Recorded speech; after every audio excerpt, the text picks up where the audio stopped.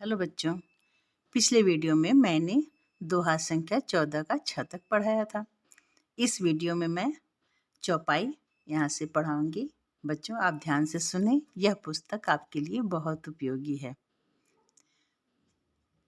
पुनि बंदौ सारद सुर सरिता, जुगल पुनीत मनोहर चरिता, मज्जन पान पाप हर एका, कहत सुनत एक हर अविवेका।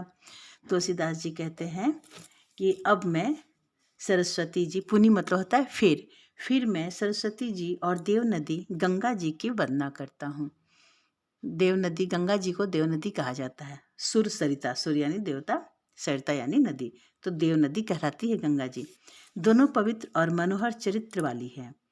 एक गंगा जी जिसमें स्नान करने और गंगा का जल पीने से वो सब पापों को हर लेती हैं, और दूसरी है सरस्वती जी जो गुण और यश कहने और सुनने से अज्ञान का नाश कर देती हैं। गुरु पितु मातु महेश भवानी, प्रणवं दीन बंधु दिन दानी, सेवक स्वामी सखासी अपी के, हित निरुपधि सब विधि तुलसी के। फिर तुलसीदास जी कहते हैं कि श्री महेश और पार्वती को मैं प्रणाम करता हूँ, जो मेरे गुरु और माता पिता हैं। बच्चों, भगवान शंकर जी को जगत पिता जगदीश्वर कहा जाता है, और माता भवानी को जगत जननी, जग जननी है ना, इन सब नामों से जाना जाता है। जो दीन बंधु और नित्य दान करने वाले हैं, जो सीतापति श्री रामचंद्र जी के सेवक भी हैं, स्वामी भी हैं और सखा भी हैं, तथा मुझ तुलसीदास का सब प्रकार से कपट रहित सच्चा हित करने वाले हैं।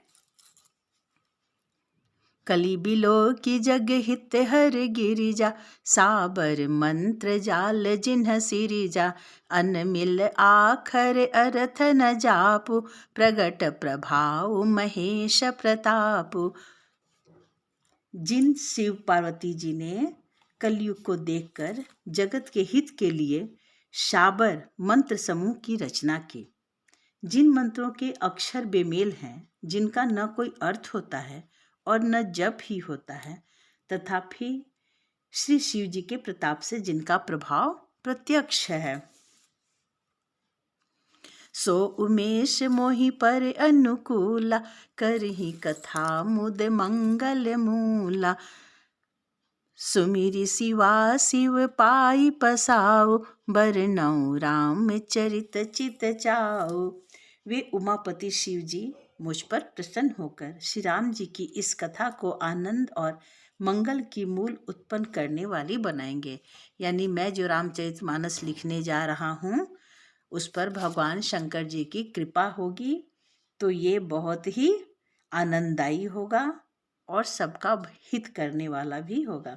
इस प्रकार पार्वती जी और शिव जी दोनों का स्मरण करके और उनका प्रसाद पाकर मैं चाव भरे चित्त से श्री राम चरित्र का वर्णन करता हूँ। भनिति मोरि शिव कृपा विभाति, शशि समाज मिली मनहु सुराति, जे एहि कथहि स्नेह समेता, कही हहि सुनी हहि समुझि सचेता, होई हहि राम चरण अनुरागी, कलिमल रहित सुमंगल भागी, सपने हु साचे हूँ मोहि पर, जौहर गौरी पसाओ, तो फुर हो जो कहूँ सब, भाषा भनिति प्रभाव, सियावर रामचंद्र की जय।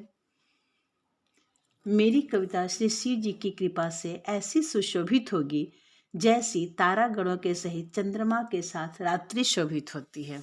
बच्चों, जब पूर्णिमा का चांद निकलता है तो चारों तरफ चांदनी फैली होती है ना। उस समय रात बहुत सुहावनी लगती है, आकाश में तारे दिखते हैं और चांद भी दिखता है। तो जिस तरह से चंद्रमा के निकलने से रात्रि की शोभा बढ़ जाती है, उसी तरह से भगवान शिव जी की कृपा से तुलसीदास जी कामना करते हैं कि उनकी कविता भी सुंदर ढंग से सुशोभित होगी, सबको पसंद आएगी।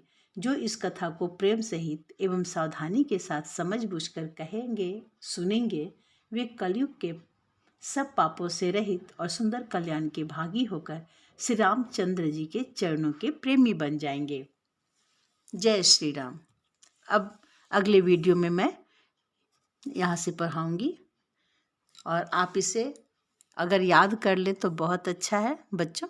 ये बहुत जगह पर रामचरितमानस की कुछ चौपाइयाँ एवं दोहों का कंपटीशन भी होता है, प्रतियोगिता होती है। बच्चों, छोटे छोटे बच्चे इसको बोलते हैं और जो बहुत अच्छा बोलते हैं तो उनको प्राइज़ भी मिलता है।